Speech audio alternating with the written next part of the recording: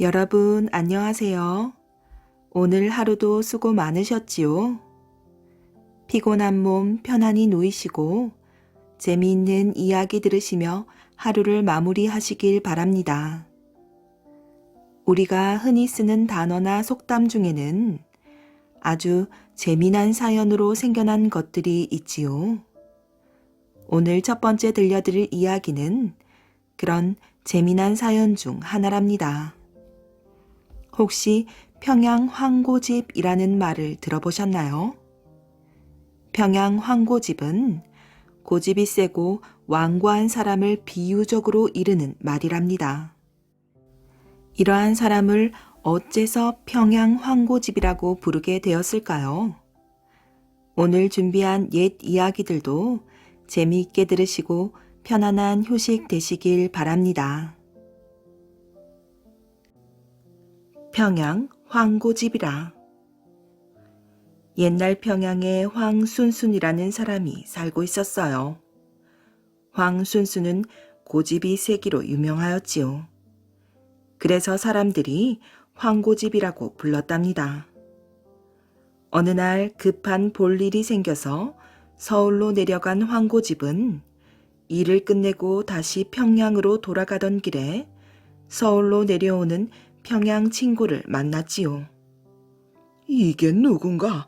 황고집 아닌가? 여보게 황고집 마침 잘 만났네. 아니 무슨 일이라도 있나? 왜 이리 호들갑이야? 자네의 절친한 친구인 남산골 김진사가 세상을 떠났네. 어허, 김진사가 어인일로? 황고집은 깜짝 놀랐어요. 낸들 아나, 어서 함께 문상을 하러 가세. 평양 친구가 황고집의 옷을 잡아 끌었어요. 아닐세, 그건 나는 서울에 친구 문상을 하러 온 게 아니라 다른 일로 온 것이니 이대로 문상을 간다면 세상을 떠난 친구에게 옳은 일이 아니네. 황고집이 딱 잘라 말했어요. 별소리를 다 하는구먼. 이왕 온 김에 문상까지 하고 가면 좋은 일 아닌가? 자, 가세나. 아닐세, 나는 평양에 갔다가 다시 오겠네. 황고집이 굳은 결심을 한 듯 말하였어요. 평양에 무슨 급한 일이라도 있는가? 평양 친구가 어리둥절해서 물었지요. 아니네. 어쨌든 평양에 갔다가 다시 오자면 바쁠 것 같으니 이만 가보겠네. 아니, 이복의 황고집, 여기서 평양까지 하루 이틀 걸리는가? 아무리 빨리 걸어도 닷새는 좋게 걸리네. 아무리 그래도 내가 죽은 김진사와는 절친한 사이가 아닌가. 내가 이대로 문상을 간다는 것은 예의가 아니니 얼른 집에 갔다가 그 친구 문상하는 일로 내 다시 오겠네. 빨리 다녀옴세. 황고집은 뒤도 안 돌아보고 걸어갔어요. 이복의 황고집, 저런 저 고집 좀 보게. 평양 친구는 황순순의 고집에 혀를 끌끌 찼답니다. 평양에 도착한 황고집은 자기 집 대문에 들어서자마자 소리쳤어요. 옷을 주시오. 서울 친구가 죽었다는 소리를 들었소. 문상을 가야 하니 어서 옷을 내놓으시오. 황고집의 호통 소리에 부인이 깜짝 놀라 뛰어나왔어요. 아니, 지금 서울에서 오시는 길이 아니셨습니까? 맞소. 지금 서울서 올라오다 그 소리를 들었소. 그러면 갔던 길에 문상을 하고 올라오시지 않고요. 이번에 서울에는 다른 일 때문에 간 것이지 어디 문상 가려 했던 거요. 아무리 그래도 그렇지 사람이 주변 머리가 있어야지요. 무슨 소리를 하는 거요? 그 사실을 남산골 김진사가 안다면 얼마나 서운해하겠소. 네, 서울 좀 다녀오리다. 부랴부랴 옷을 다시 챙겨 입고 서울에 내려가자 친구 장례식은 벌써 끝나고 말았답니다. 황고집의 늦은 문상을 보고 서울 사람들이 모두 웃었어요. 그런데 이런 황순승의 고집을 꺾은 사람이 있었답니다. 바로 황고집의 며느리였지요. 황고집은 아들이 혼이 난 다음 날 며느리의 아침 인사를 받으려고 일찍 일어나 옷을 입고 기다리고 있었어요. 이제나 저제나 며느리가 오길 기다리고 있는데 아침이 훤히 밝아올 때까지 나타나지 않았어요. 아니, 이런 고얀 일이 있나? 여봐라, 밖에 누구 없느냐? 마침내 참다 못한 황고집이 큰 소리로 말했어요. 네, 부르셨습니까요? 하인이 쪼르르 달려왔어요. 이 해가 중천에 떴는데 어찌하여 며느리가 인사를 안 오는지 알아오너라. 아시마님은 벌써 꼭두새벽부터 인사를 올리려고 기다리고 계십니다요. 뭐라고? 그런데 왜 들어와서 인사를 하지 않느냐? 하인이 며느리에게 달려가 황고집의 이야기를 전하고 대답을 얻어왔어요. 영감마님, 아시마님은 영감마님께서 사당의 문안을 드리고 나오시면 인사를 드리려고 기다렸답니다요. 아차, 이런 실수가. 옛날에는 집안에 큰 잔치나 환갑 같은 행사가 있으면 조상의 신주를 모셔둔 사당에 먼저 음식을 차려놓고 제사를 지내는 것이 도리였지요. 황고집은 부랴부랴 사당에 제사를 올렸답니다. 황고집이 예를 따지니 며느리도 예로서 대결을 한 것이지요. 이렇게 해서 황순승의 고집은 며느리의 고집에 꺾였답니다. 이 이야기가 세상 사람들에게 널리 알려지면서 평양의 황고집이라는 속담이 생겼고 그 뒤부터 고집을 부리고 주변머리가 없는 사람을 평양 황고집이라고 불렀답니다. 천자문만 읽었더니 옛날에 어느 부자가 외아들을 잘 가르치고 싶어서 좋은 선생이 있나 하고 사방으로 수소문했어요. 그래서 이름난 훈장을 찾아내었지요. 그는 매우 엄하고 까다로웠어요. 이 아이가 글 공부를 마칠 때까지 집에 오갈 수는 없을 것입니다. 예, 그렇게 하도록 하지요. 또한 부모가 아들을 만나러 이곳에 와서도 안 될 것입니다. 예. 훈장은 이런 조건을 내세웠어요. 귀한 아들을 오래 못 보게 되는 것이 마땅찮았지만 부자는 그러겠다고 약속했지요. 아들을 훌륭하게 기를 욕심 때문이었어요. 부자는 아들이 떠나고 나서 반년을 가까스로 참았어요. 그러나 더는 참을 수가 없었지요. 얼굴도 보고 싶고 또 글 공부는 얼마나 했는지 알고 싶구나. 그래서 부자는 훈장 몰래 아들의 모습이나마 보자고 작정을 하고 집을 떠났답니다. 글방이 가까워지니 글 읽는 소리가 들렸어요. 귀를 기울여 보니 그건 분명 그리운 아들의 목소리였지요. 부자는 반가워 당장 글방으로 뛰어들고 싶었지만 꾹 참았답니다. 훈장과의 약속이 떠올랐기 때문이에요.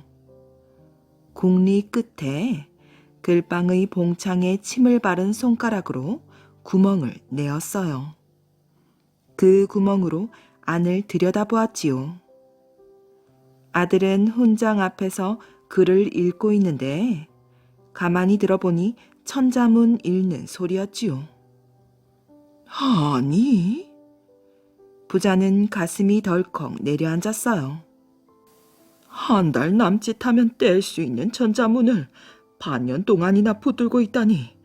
내 아들이 그리도 머리가 둔하단 말인가. 부자는 못내 실망해서 집으로 돌아왔답니다. 그럭저럭 또 반년이 지났어요. 그러자 그동안 얼마나 배웠나 궁금해서 견딜 수가 없었답니다. 그래서 또 찾아갔지요. 역시 봉창에 구멍을 뚫고 글방 안을 들여다보았어요. 여전히 천자문을 공부하고 있었지요. 아이고, 내 외아들이 바보로구나. 부자는 하늘이 무너지는 것 같았어요. 그래도 하나밖에 없는 아들이라 부자는 또 반년 만에 길을 나섰답니다. 아니, 정말로 이게 어쩐 일인가? 그때까지도 아들과 훈장은 천자문을 읽고 있었어요. 도대체 이 글을 가르치는 건가 마는 건가? 부자는 그만 훈장한테 우라통이 치밀어 올랐어요. 아무리 자기 아들의 머리가 나빠도 1년 반 동안에 천자문 하나 떼어주지 못하다니 하는 생각이 든 것이지요. 공부고 뭐고 다 집어치우고 아들을 당장 데려가고 싶었어요. 그러나 곧 마음을 돌렸답니다. 유명하다고 소문난 훈장인데.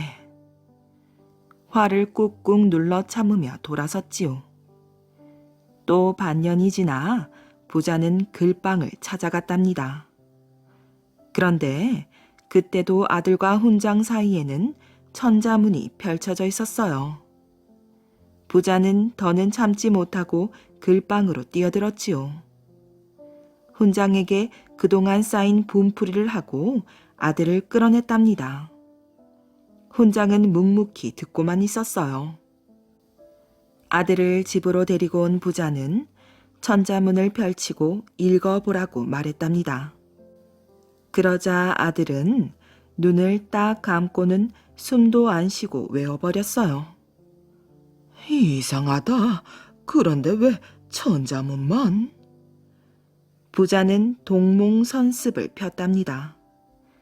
아들은 막히는 데 하나 없이 줄줄이 읽어내려갔어요. 이번에는 논어를 펼쳐놓았지요. 아들은 그것도 술술 읽었어요. 부자는 그만 귀신에 홀린 기분이었지요. 더 어려운 책을 내놓았지만 아들은 쉽게 읽었답니다. 옳거니. 그제서야 부자는 무릎을 쳤어요. 그 훈장이 정말 기막힌 선생인 것을 깨달은 것이지요. 부자는 쌀 수십 섬을 달구지에 싣고 아들을 앞세워 훈장을 찾아갔답니다. 훈장 앞에 큰 절로 잘못을 빌며 아들을 다시 맡아달라고 부탁했어요. 훈장은 고개를 저으며 이 한마디를 했답니다. 저 아이의 학문이 더 뛰어날 수 있었으나 당신의 조급함 때문에 이제는 버렸소. 흥선대원군의 뺨을 때리고도. 옛날에 흥선대원군이 안동 김씨 세도하에서 목숨을 부지하기 위하여 거짓 미취강이 짓을 하고 다닐 때였어요. 그러니 그의 속마음을 모르는 사람들은 손가락질을 할 수밖에요. 더군다나 역대 왕의 피를 받은 전주 이씨들은 종실의 어른인 흥선군의 미친 짓이야말로 창피해 죽을 지경이었지요. 그러던 어느 날 흥선군이 어떤 기생집에서 체면 깎이는 짓을 하다가 전주 이씨 개성군 자손인 이장렴이라는 장수한테 얻어걸리고 말았지요.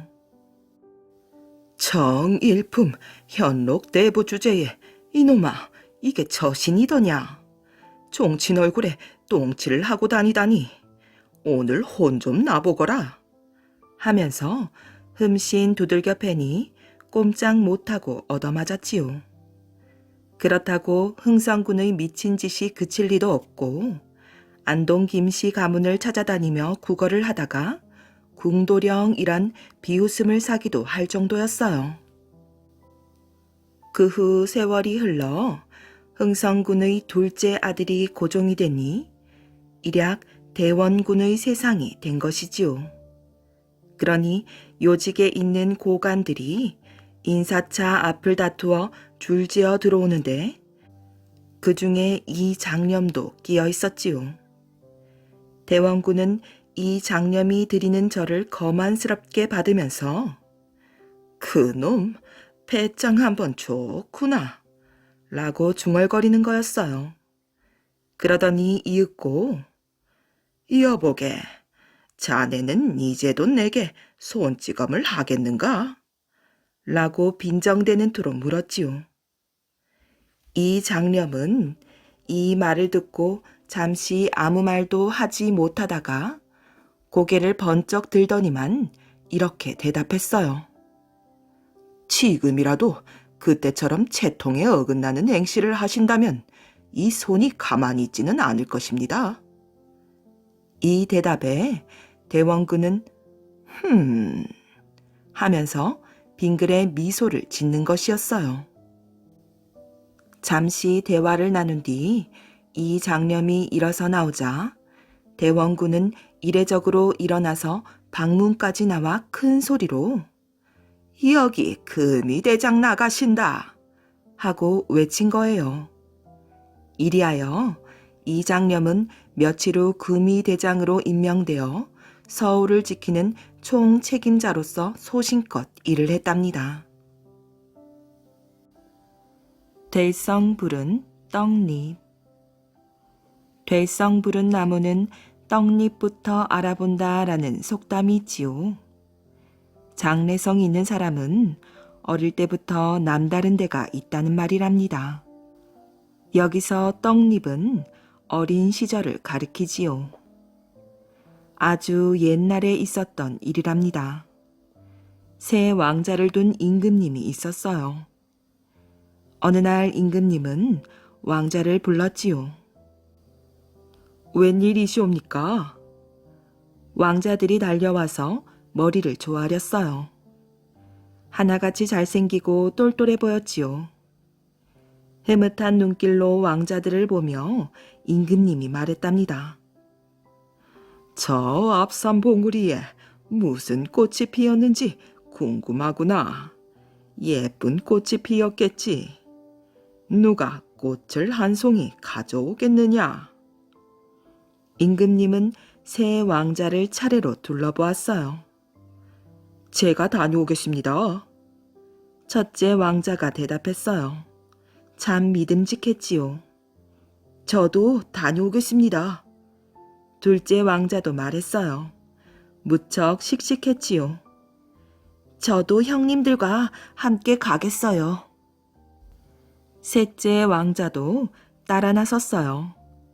정말 사랑스러웠답니다. 그래서 세 왕자가 모두 산으로 올라갔어요. 앞산 봉우리에 오른 세 왕자는 저마다 흩어져 꽃을 찾기로 하였지요. 세 왕자들이 어떤 꽃을 꺾고 올까? 누가 가장 아름다운 꽃을 가지고 올까? 임금님은 이런 생각을 하며 새 왕자가 돌아오기를 기다렸답니다. 저녁 나절이 되자 첫째 왕자가 돌아왔어요. 아바마마, 분부대로 꽃을 가지고 왔습니다. 첫째 왕자는 가지고 온 꽃송이를 임금님께 드렸어요. 어허, 그래 수고했구나. 마음에 드십니까? 들고 말고 고운 꽃을 찾아내었구나. 임금님은 매우 기뻐하였어요. 뉘엿뉘엿 해가 질 무렵에야 둘째 왕자가 돌아왔지요. 아바마마, 꽃을 뿌리째 뽑느라 좀 늦었사옵니다. 어째서 뿌리까지 뽑아왔느냐? 그래야 싱싱한 꽃을 보여드릴 수 있고 또 오래도록 보실 수도 있기 때문입니다. 참으로 가상하구나. 수고하였다. 임금님은 둘째 왕자를 칭찬하였어요. 그러나 셋째 왕자는 한참이 지나도록 돌아오지 않았답니다. 모두들 무슨 일일까 하고 걱정을 하였지요. 어둑어둑한 밤이 되어서야 셋째 왕자가 나타났어요. 그런데 셋째 왕자는 빈손이었지요. 임금님은 화가 나서 크게 꾸짖었어요. 너는 어찌하여 꽃 한 송이 꺾고 오지 않으면서 이렇게 늦었느냐? 여태 어디서 무얼 했느냐 말이다. 셋째 왕자가 또랑또랑한 목소리로 대답했어요. 꽃보다 더 좋은 것을 보느라 그랬습니다. 꽃보다 더 좋은 게 무엇이더냐? 아바마마, 저는 높은 산꼭대기에서 북쪽으로 탁 트인 넓은 땅을 보았습니다. 무어라? 땅을 보았다고? 예, 그 땅을 바라보면서 언젠가는 저 땅에다 우리나라의 깃발을 꽂아야 되겠다고 생각했습니다. 그래서 우리 백성들이 가서 집을 짓고 논밭을 갈아 농사도 짓는 모습을 머릿속에 그려보았습니다. 그러다 보니 어느덧 해가 저물어 꽃도 찾지 못하고 그냥 내려왔사옵니다. 아바마마, 용서해 주시옵소서. 그 말을 들은 임금님은 말없이 고개를 끄덕였어요. 임금님은 세 왕자 가운데 어느 왕자가 가장 될성 부른 떡잎이라고 생각했을까요? 나중에 셋째 왕자가 임금님 자리를 물려받아 나라 땅을 넓히고 백성을 배부르게 하는 훌륭한 왕이 되었답니다.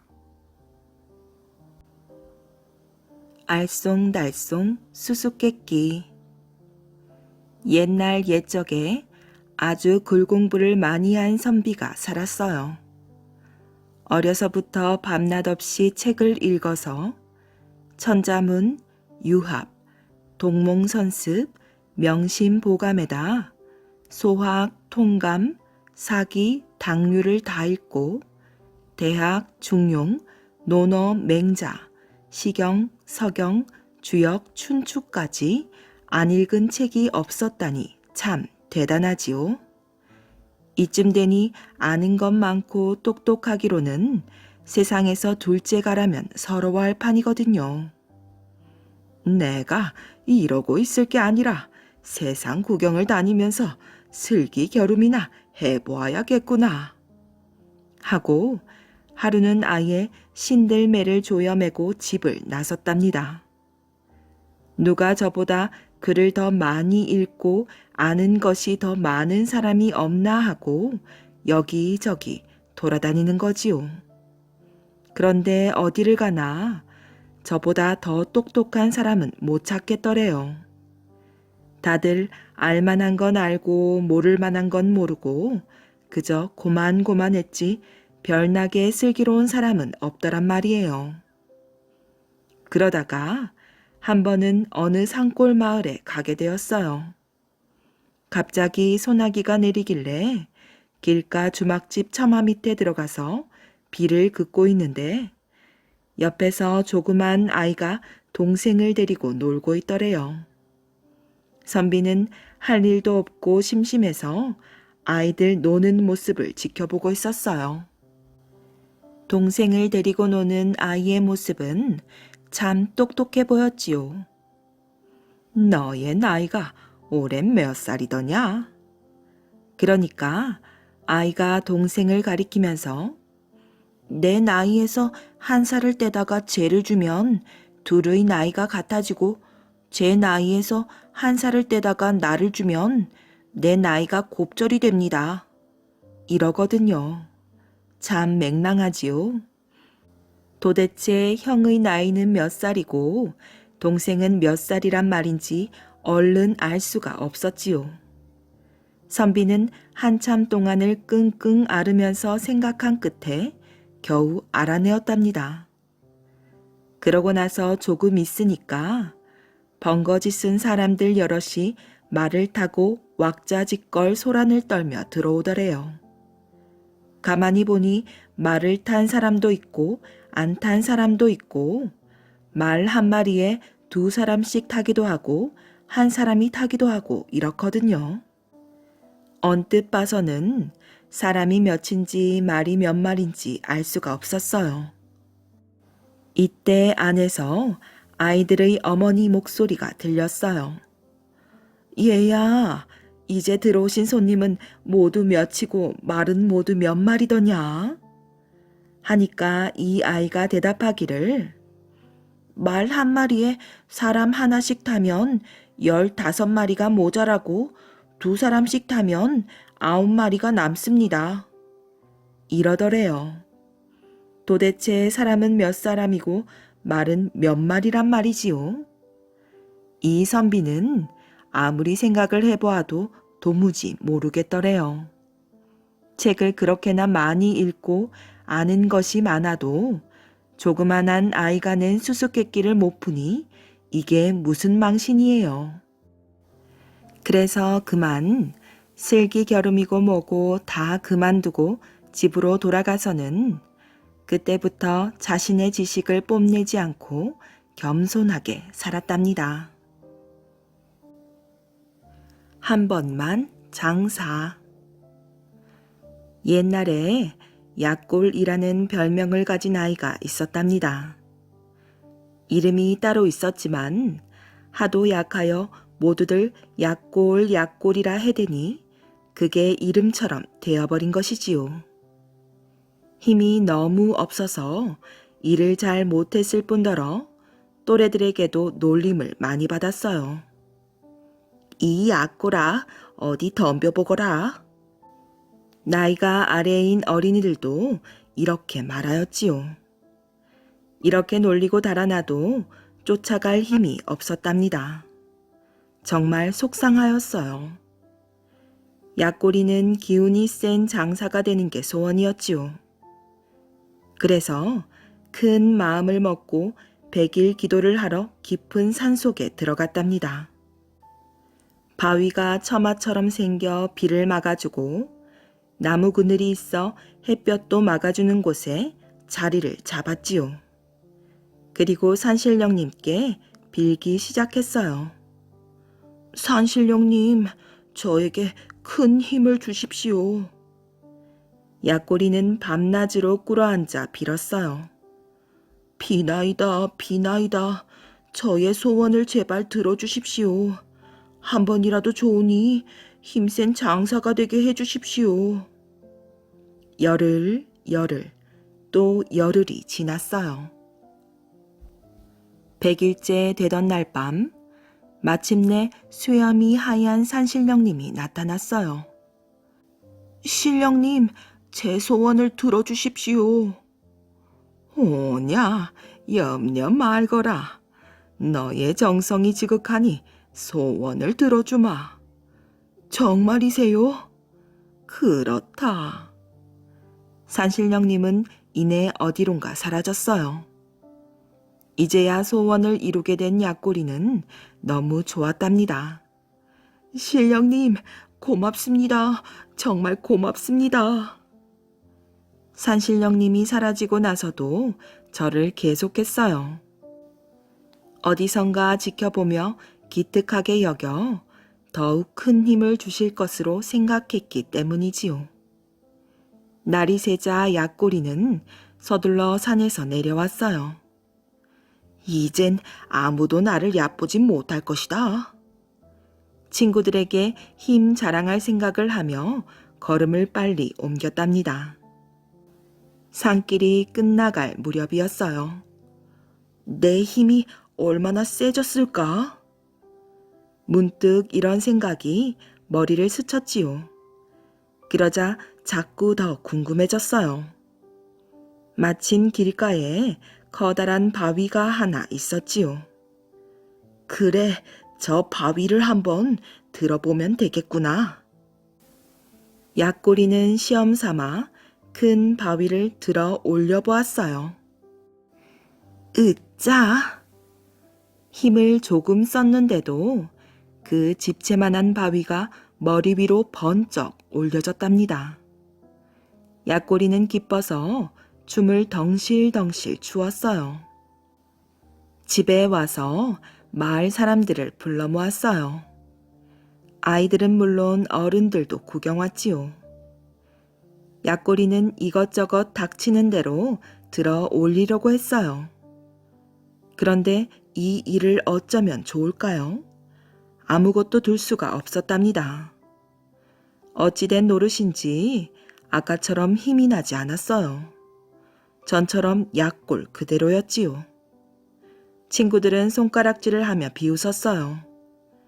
약골이는 부끄럽기도 하고 화가 나기도 했답니다. 그래서 다시 산신령님을 찾아갔어요. 예전처럼 꼼짝 않고 백일 기도를 드리니 산신령님이 나타났지요. 무슨 일이냐?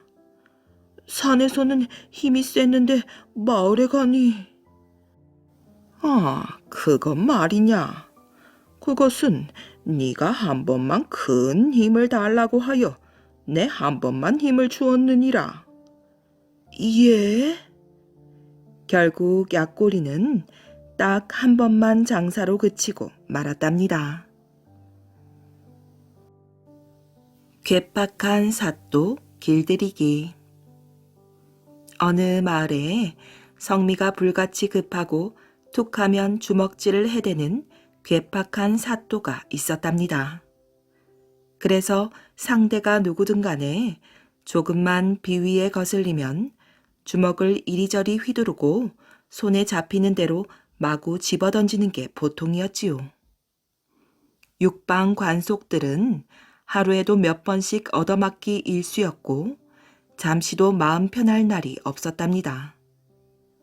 어느 날 밤 몸이 성한 데가 없는 관속들이 모여 푸념을 하고 있었어요. 이래도 와르릉 저래도 가르릉 하루에도 몇 번씩 식은땀이 나는 줄 아는가?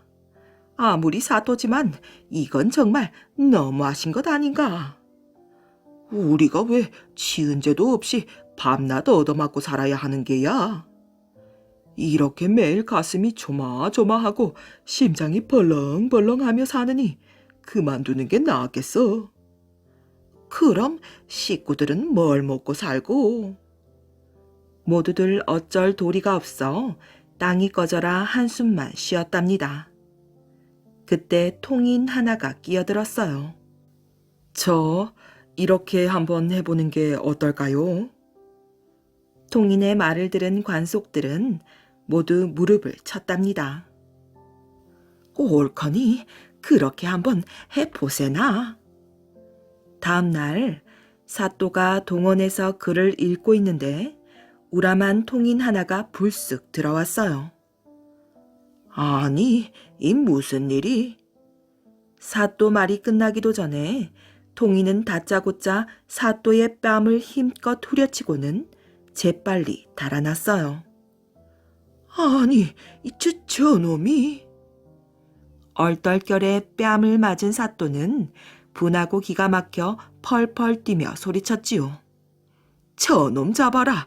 걔 아무도 없느냐? 사또 찾으셨습니까요? 육방 관속들은 시침을 떼고 놀란 표정으로 쪼르르 몰려들었어요. 당장 저 통인놈을 잡아오너라. 내 그놈을 요절을 내렸다. 사또가 노발대발하는데 관속들은 어리둥절한 표정만 지으며 물었지요. 사또, 무슨 일이옵니까? 어서 그놈을 당장 묶으라는데도 그놈이 나를 쳤단 말이다. 예, 사또나리 고정하십시오.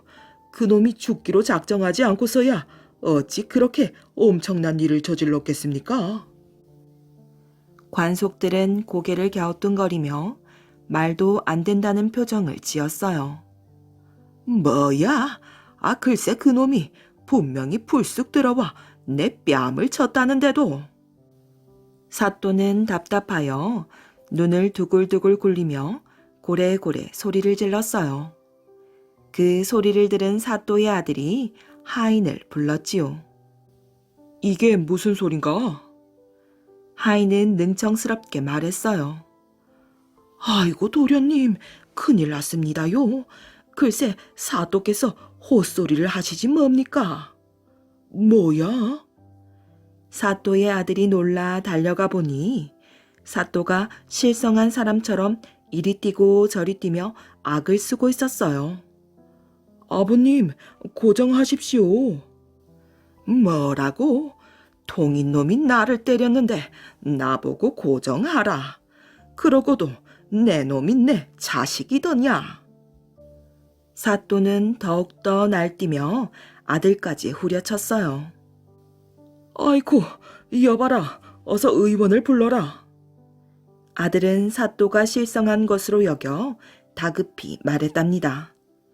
아니, 이젠 저놈이 나를 미친 사람으로 보는구나. 내 이놈, 아이고. 사또는 제 성미를 못 이겨 그만 자리에 눕고 말았어요. 그때 감사가 그 마을을 지나다가 그 마을 사또가 병이 들었다는 소문을 듣고 문병을 하러 왔지요. 감사를 보자 사또는 푸념을 늘어놓기 시작했어요. 아이고 대감, 세상에 이런 기막히고 분한 일이 또 어디에 있겠습니까?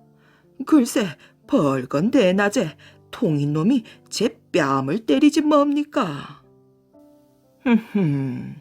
듣던 대로 정말 병이 심하긴 심하군. 저리 해서야 어찌 이 마을을 보살필꼬. 사또가 실성했다고 생각한 감사는 그날로 사또를 퇴직시키고 말았어요. 벼슬을 잃고 고향으로 돌아온 사또는 또 봉변을 당할까 두려워 괴팍한 성미를 고치게 되었답니다. 종달새의 깃털. 갓 날게 된 어린 종달새가 한 마리 있었답니다. 이 종달새는 틈만 생기면 하늘을 신나게 날아다녔어요. 그날도 종달새는 하늘 높이 올라가 고운 목소리로 노래를 불렀지요. 그러다가 아래를 내려다보니 땅에서 뭔가 움직이고 있었어요. 호기심이 많은 종달새는 그쪽으로 가서 살펴보았지요. 그것은 고양이가 끌고 가는 조그만 짐수레였답니다. 그런데 놀랍게도 그 짐수레에는 이런 글이 씌어 있었어요. 신선한 벌레를 팝니다. 종달새는 눈이 휘둥그레졌지요. 맛있다는 말만 들어도 군침을 흘리고 맛있는 것을 보면 못 참는 성미였거든요. 이야, 벌레라고? 그것도 신선하단 말이지. 고양이에게 잡히지 않을 만큼 거리를 두고 풀밭에 내려앉은 종달새가 물었어요. 고양이님, 그 신선한 벌레를 어떻게 하면 살 수 있나요? 그러자 고양이가 대답했어요. 이게 좀 비싸지. 얼마지요? 하지만 넌 돈 한 푼 안 내고 벌레를 얻을 수 있단다. 정말이에요? 그래, 너의 그 아름다운 깃털을 하나 준다면 벌레 3마리까지 줄 수가 있어. 이건 내가 인심을 쓰는 것이다. 종달새는 웬 횡재냐고 생각했지요.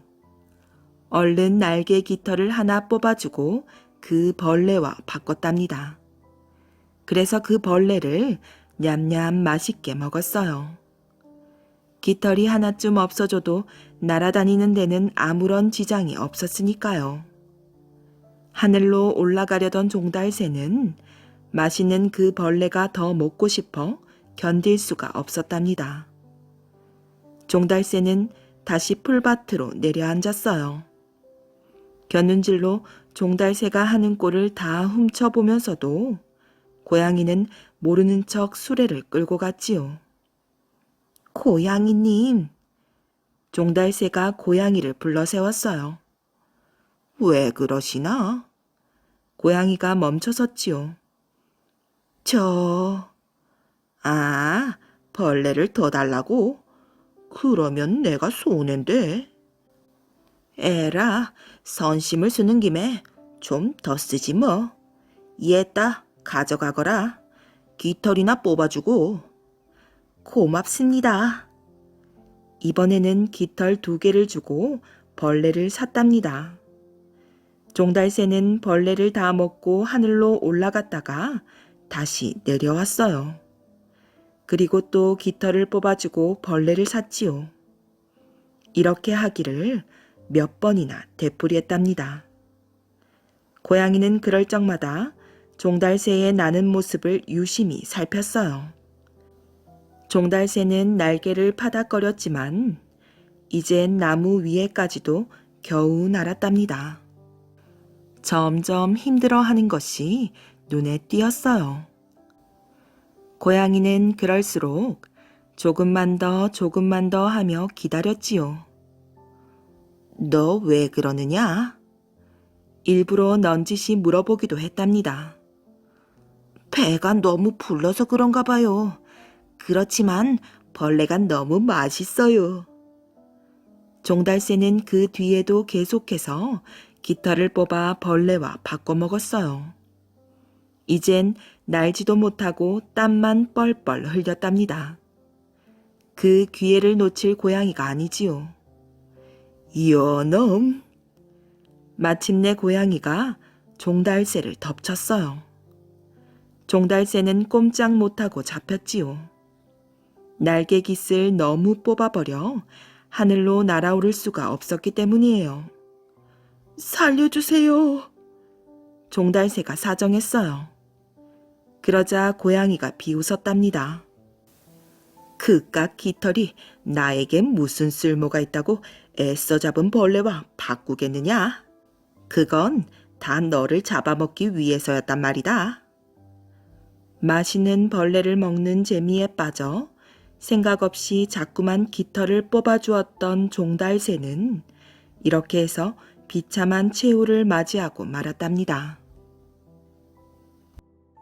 제주도와 설문대 할망. 남쪽 바다 한가운데에 커다란 섬이 있는 걸 알고 있나요? 푸른 파도가 찰사닥 찰사닥, 노란 귤이 새콤달콤. 맞아요. 아름다운 섬 제주도예요. 제주도 가운데에는 아주 높은 산이 우뚝 솟아 있어요. 은하수를 손으로 잡아당길 만큼 높다는 한라산이에요. 지금부터 제주도에 전해 내려오는 이야기를 들려줄게요. 바로 옛날 제주도에 나타났었다는 설문대 할망 이야기예요. 참, 할망은 제주도 말로 할머니라는 뜻이랍니다. 까마득히 오랜 옛날의 일이에요. 사방팔방 푸른 물이 넘실대는 제주도에 이상한 소리가 들렸어요. 철버덕 철버덕, 또 첨벙 첨벙. 설문대 할망이 나타난 거예요. 설문대 할망은 덩치가 어마어마하게 컸답니다. 어쩌면 하늘에 닿았을지도 모르지요. 깊디 깊은 바닷물도 겨우 무릎에 찰랑거렸으니까요. 어때요? 설문대 할망이 얼마나 컸는지 짐작할 수 있겠지요? 그런데 설문대 할망은 왜 제주도에 왔을까요? 글쎄, 바다를 너무 헤매고 다녀서 다리가 많이 아팠나 봐요. 주름이 자글자글한 이마에 땀이 송송 맺혔어요. 설문대 할망은 이마에 손을 얹고 쭉 둘러봤어요. 아무리 봐도 끝도 없는 물뿐이었지요. 휴, 어디 쉴 곳이 없나? 가도 바다뿐이구나. 설문대 할망은 걷고 또 걸었어요. 아이고 다리야, 도저히 더는 못 걷겠다. 그때 멀리 제주도가 눈에 띈 거예요. 옳지, 저기라면 좀 쉬어갈 수 있을 거야. 할망은 서둘러 섬으로 걸음을 옮겼어요. 그런데 가까이 보니 섬은 그저 평평해서 앉을 만한 곳이 없거든요. 설문대 할망은 골똘히 생각하더니 무릎을 탁 쳤어요. 그래, 여기에 산을 만들면 되겠구나. 설문대 할망은 육지로 가서 치마폭 가득 흙을 담았어요. 그러고는 그 흙을 제주도 한가운데에 쏟아부었지요. 이렇게 해서 한라산이 생긴 거예요. 에고, 힘들다. 그만 숨 좀 돌리자. 설문대 할망은 산꼭대기에 턱하니 걸터 앉았어요. 아이고, 엉덩이야. 뾰족한 산봉우리가 그만 할망의 엉덩이를 콕 찌른 거예요. 에이, 안 되겠다. 설문대 할망은 손으로 산꼭대기의 흙을 퍽퍽 퍼내었어요. 그러자 봉우리가 움푹 패어 딱 앉기 좋게 되었지요. 이것이 바로 백록담이에요. 이만하면 됐지. 할망은 그제야 흐뭇한 미소를 지었어요. 그런데 열심히 일을 해서인지 슬슬 졸음이 몰려왔어요. 그럼 한숨 자볼까? 설문대 할망은 한라산을 베개 삼아 누웠어요. 키가 얼마나 큰지 다리가 제주 앞바다에 있는 관탈섬까지 단 거예요. 한 번은 다리를 잘못 뻗어 엄지발가락으로 바위에 구멍을 내고 말았대요. 제주도 범섬에 가면 그때 난 구멍이 아직도 남아있는데 사람들은 그걸 콧구멍 바위라고 부른다지요. 아유, 잘 잤다. 잠에서 깨보니 흙을 나르느라 치마가 온통 흙범벅이었어요. 이런, 치마가 너무 더러워졌네. 옷은 달랑 이거 한 벌뿐인데. 설문대 할망은 소매를 쓱쓱 걷어붙이고 한라산에 척 걸터 앉았어요. 한 발은 쇠섬에 걸치고 다른 한 발은 범섬을 밟았지요. 그러고는 우도를 빨래판 삼아 치마를 박박 문질러 빨았지요. 휘잉, 휘잉. 제주도는 바람이 많은 곳이에요. 날도 추워지고 바람까지 세차게 부니까 구멍난 치마로는 지낼 수가 없었어요. 어차피 평생 옷 한 벌로 살 수는 없잖아요. 아이쿠, 바람이 꽤 맵네. 설문대 할망은 부르르 떨면서 속으로 생각했어요. 보들보들한 명주 옷을 입으면 훨씬 따뜻할 텐데. 어떡하지? 설문대 할망은 고개를 갸웃거렸어요. 마침내 좋은 생각이 떠올랐어요. 옳지, 이러면 되겠다. 설문대 할망은 제주도 사람들을 한데 불러 모았어요. 언제부턴가 제주도에는 육지에서 건너온 사람들이 모여 살고 있었거든요. 설문대 할망의 목소리가 섬 안에 쩌렁쩌렁 울려 퍼졌어요. 내가 입을 옷 한 벌만 만들어다오. 그러면 육지까지 이어지는 다리를 놓아주마. 사실 설문대 할망이 마음만 먹으면 다리 놓기야 쉬운 일이지요. 제주도 사람들은 기뻐서 너도 나도 소리를 질렀어요. 와, 육지까지 다리가 생기면 얼마나 좋을까. 따뜻한 명주 옷을 꼭 만들어 드리겠습니다. 사람들은 설문대 할망에게 약속하고는 이리저리 흩어졌어요. 그런데 설문대 할망이 보통 커야지요. 사람들은 다시 모여서 이야기했어요. 할망에게 맞는 옷을 만들려면 명주 100동은 있어야 해요. 정말 엄청난 양이군. 여자들은 배틀에 앉아 명주를 짜고 또 짰어요. 남자들은 돌아다니며 명주를 모았고요. 설문대 할망은 이 모습을 지켜보면서 흐뭇했지요. 포근한 명주 옷이 생기겠구나. 그런데 문제가 생겼어요. 큰일 났다. 큰일 났어. 명주가 모자라. 섬에 있는 모든 누에고치에서 실을 뽑아 명주를 짰는데도 어머나 이를 어째요. 99동밖에 되지 않았어요. 제주도 사람들은 끝내 명주 한 동이 모자라 옷을 완성하지 못했어요. 설문대 할망은 실망이 이만저만이 아니었어요. 내가 얼마나 기대했는데.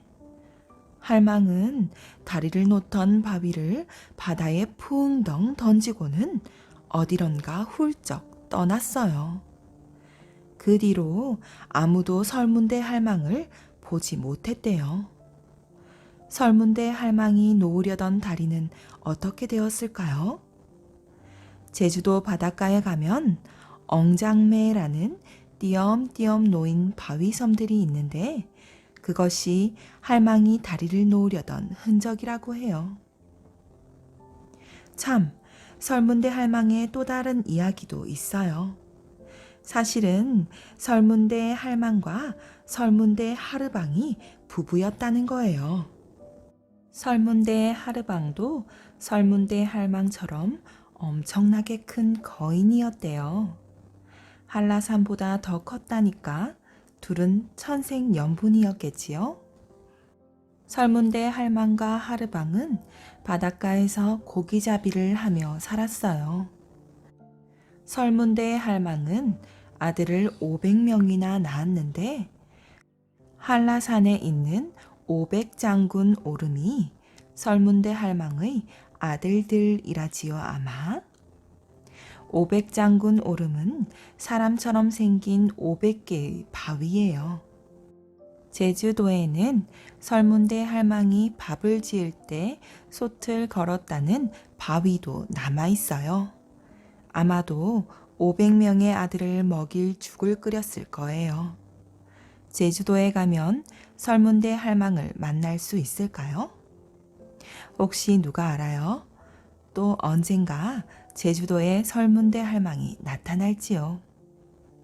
제주도에는 산 하나, 바위 하나 그냥 생겨난 것이 없어요.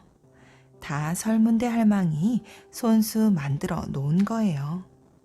그래서 지금도 제주도 사람들은 가끔 설문대 할망을 생각한대요. 호랑이 잡는 망태.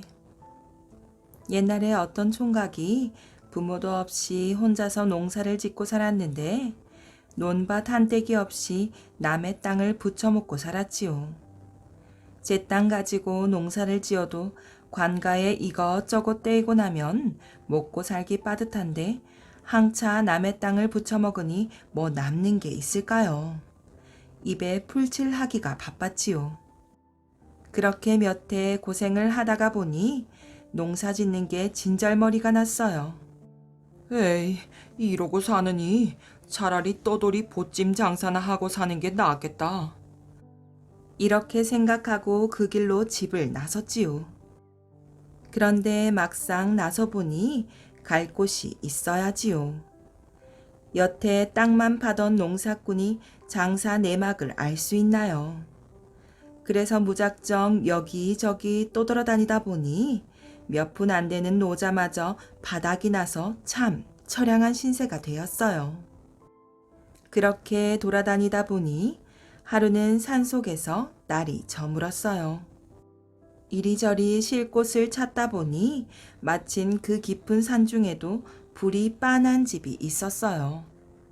거기 가서 주인을 찾으니 허연 노인이 문을 열고 내다보았지요. 하룻밤 자고 가기를 청하니 허락을 하기에 들어갔어요. 방에 들어가 보니 노인이 짚으로 망태기를 만들고 있었지요. 사람 하나 들어가면 딱 맞을 만한 망태를 만들고 있더란 말이지요. 그건 뭐타로 만드냐고 물어보았어요. 먹고 살기 어려운 사람이 여기에 들어가면 좋은 수가 생기지. 이러거든요. 그 말에 총각이 귀가 솔깃해졌어요. 먹고 살기 어렵기로 치면 저보다 더 어려운 사람도 없을 것 같거든요. 그래서 그 말이 정말이라면 제가 들어가도 될까요? 하고 물었지요. 노인은 그래도 좋겠지 하더니 어느새 망태를 다 만들었는지 안에 들어가 보라고 하네요. 총각은 들어갔지요. 그랬더니 노인은 다짜고짜 망태 주둥이를 꽉 묶어서 총각을 꼼짝 못하게 해놓고는 그놈의 망태를 장대에 꿰어매고 밖으로 성큼성큼 나가더란 말이에요. 아니 할아버지, 대체 어디로 가십니까? 노인은 그 말에 대답도 않고 칠흑 같은 밤길을 나는 듯이 걸어서 더 깊은 산중으로 들어갔어요. 한참을 들어가더니 큰 나무 밑에 이르러 걸음을 멈추고는 망태를 나뭇가지에 턱 걸어놓더란 말이에요. 그러더니 나무 밑에 말뚝을 여러 개 박아놓고는 두 말 않고 오던 길을 되짚어 가버리지 뭐예요. 총각은 그만 겁이 덜컥 났어요. 아이고 할아버지, 이 산중에 나 혼자 버려두고 가시면 어쩌란 말입니까? 그래도 노인은 쓰다 달다 말도 없이 훨훨 가버렸어요. 혼자 남은 총각은 망태 속에서 오도 가도 못하고 나무에 대롱대롱 매달려 있었어요. 그런데 이게 무슨 놈의 날벼락이에요? 조금 있으니까 사방에서 시퍼런 불빛이 번쩍번쩍 하더니 호랑이 수십 마리가 슬슬 다가오지 뭐예요. 아이고, 이제 죽었구나. 죽기를 각오하고 있으니 호랑이란 놈들이 저를 잡아먹으려고 펄쩍펄쩍 뛰는데 망태가 어지간히 높은 데 매달려 있어서 미처 닿지를 않았어요. 닿지 않으니 호랑이들이 도로 밑으로 떨어지지요. 떨어지면서 말뚝에 찔려 턱턱 나자빠지더란 말이에요. 오라, 노인이 나를 미끼로 서서 호랑이를 잡으려는 계책이었구나. 한두 마리도 아니고 수십 마리나 되는 호랑이들이 펄쩍펄쩍 뛰다가 죄다 말뚝에 찔려 나자빠졌어요. 그렇게 말뚝에 찔려 죽은 호랑이가 밤새 몇 마리가 되는지도 몰라요. 나무 밑이 온통 호랑이로 질비했지요. 날이 밝으니 노인이 와서 망태를 끌러주고는 자, 이 호랑이들을 이제 우리 둘이서 나누어 갖도록 하지. 이만하면 가죽만 벗겨 팔아도 앞으로 몇 해 동안은 먹고 살게야. 해서 호랑이를 둘이서 나누어 가졌어요. 총각은 그 호랑이를 팔아서 돈을 많이 벌었어요. 횡재한 거지요. 그런데 다른 총각이 그 소문을 듣고 저도 호랑이 미끼가 되어 돈을 벌어보리라 하고 노인을 찾아갔어요. 가보니 과연 노인이 망태를 만들고 있거든요. 오늘 밤에는 나를 그 망태에 넣어주시오. 하니 노인이 그러라고 하면서 망태에 넣어가지고 산중으로 들어가서 나무에 매달아 놓았단 말이에요. 나무에 매달려 있으니 호랑이들이 수십 마리가 몰려와서 펄쩍펄쩍 뛰다가 떨어져 죄다 말뚝에 찔려 죽었어요. 그런데 이 총각은 욕심이 많았던가 노인이 오면 호랑이를 나누어 가자고 할 터이니 노인이 오기 전에 나 혼자 다 가지고 튀는 게 상책이렸다. 하고는 미리 숨겨 가지고 간 칼로 망태를 찢고 내려왔어요. 그런데 망태에서 뛰어내리다가 그만 말뚝에 찔려 죽었다나요. 욕심을 부리다가 호랑이 팔자와 똑같이 된 셈이지요.